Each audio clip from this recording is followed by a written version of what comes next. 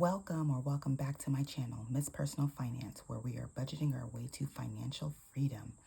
In today's video, this is going to be the final monthly budget for 2024. So we are going over our December monthly budget. It feels like this year has flown by and we are already at the end, getting ready for a new year. So to get started, as you know, we are 1 month ahead, so we save up in our high yield savings account for the next month during the current month. So for December, we already have the funds from our 1 month ahead savings, and we landed at about $5,200. We're going to probably need to revisit that or revamp that for 2025, but for right now, that is what we are looking at. So for the budgeted amount, we are going to stick to $5,200. We do have additional sources of income through like self-employment, rental income, but we never count on that. We add that as additional income when we are closing out the month budget. So for fixed expenses, these are the things that tend to stay the same.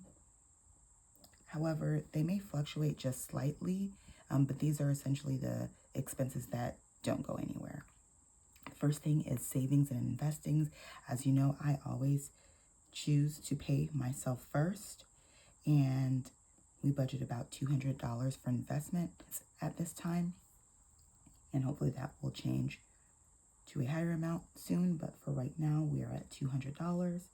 And for anything house related, that monthly total is $15.95. For our internet, now this price is $85, which I feel is actually pretty high. So I'm going to figure out what we're going to do with that.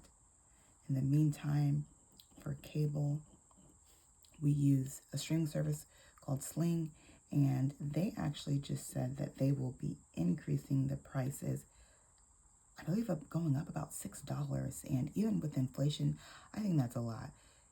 So cutting the cord and going from cable to streaming services used to be a great deal, but now the streaming services seem to be just as high or just as many, and they equal the same. So we're going to have to revisit that for our household to see if that's something that we want to continue with.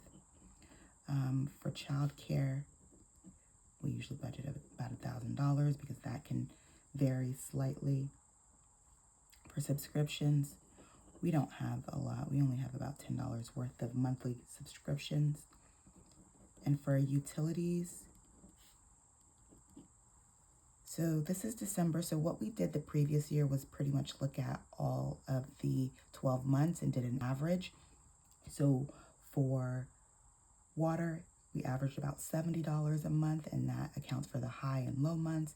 And for electricity, we averaged about $200 a month, and that accounts for the lower amounts during the winter and the higher amounts during the summer. So it also averages out to about $200. So together, we basically put ourselves on a budget billing or a equal payment plan on our own. And I'll take a look at it for this year to see if anything needs to change. But for the month of December, we're going to leave it steady at $270. And that is it for our fixed expenses. So these are going to be on a monthly basis. You won't see things like car insurance or even a phone bill, because those things we pay annually or semi-annually. Anything that I can do to reduce our monthly expenses, I will do. So we save in our sinking funds to pay those off once they are due. So together, for fixed expenses, we have $200 plus $15.95 plus $85 plus $63 plus $1,000 plus $0.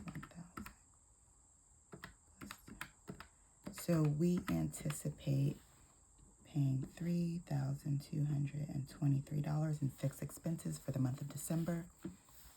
And moving right on down, To debt, right now our only household debt is student loan payments, and that has been paused for pretty much the entirety of this year. So the normal amount is about $500, but we've been saving on that and budgeting just about $100 a month, even though there is actually no technical minimum payment due right now. We're just trying to stave off some of the interest that may accrue in the meantime. So for right now, the final month of the year, we're going to leave the student loan payment at $100, even though it's at zero, but technically at $500. So we're going to have to reintroduce that to our next year budget, because that's not going to stay at zero or 100 for very long. All right, so moving over to our variable expenses. For us, this is kind of different because I feel like these are the ones that actually stay the same versus the fixed expenses. Variable just means that they are subject to change. But for us, our household, this includes our groceries and any household items. Okay, so we budget about $200 a week for that. And December is actually a 5-week month. So instead of $800, we actually need to budget about $1,000. But to be honest, because at the end of the year, the last quarter, I like to shop our pantry, meaning going through our freezer, our deep freezer, our pantry, and trying to cook or get rid of items that I don't want to roll into the new year. So although this says $1,000, I am going to try to stick to our 4-week monthly budget of about $800 for food and household. Now, for gas and miscellaneous, this also should reflect a 5-week month, but I don't use a lot of gas, so I'm going to keep that at the 200. And then miscellaneous. Now, miscellaneous or personal, that is also about $50 a week, so this should actually be $250. Again, I like to challenge myself to try to stick to 4 weeks within the 5-week months, but to be realistic, this may go over, so I will just want to budget appropriately and have the correct expectations for these amounts. Now, for the month of December, you like to think of any shopping or Christmas gifts, birthdays. So we have birthdays. All right, so I know there's at least 2 birthdays I need to account for, and Christmas. Now, luckily, we do have sinking funds to kind of help with these amounts. But for Christmas, I tend to save about between $600 to $800. I'm going to put $800 just to be on the safe side.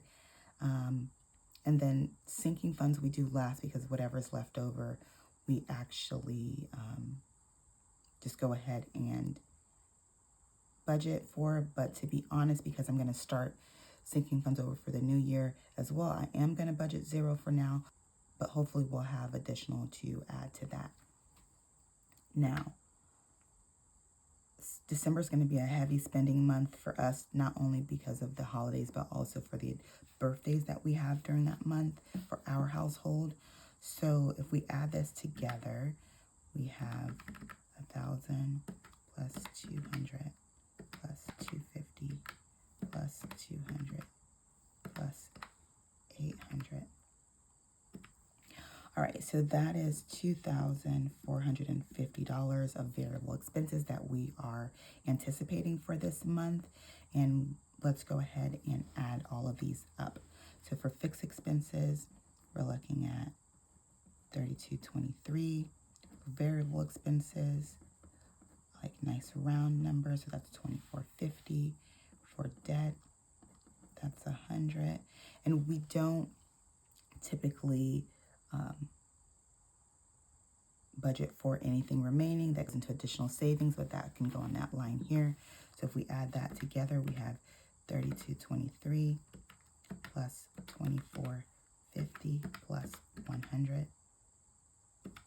So as you can see, that is over the $1,200 that we have from our 1 month ahead savings. But like I said, we do anticipate pulling from our sinking funds, our holiday and our birthday sinking funds. So hopefully that will be enough to cover the difference. And hopefully we'll be actually able to shop our pantry for this last month and come in below on household and even miscellaneous. So we'll see how we do there. And I am excited to finish off this year and get ready for the brand new year.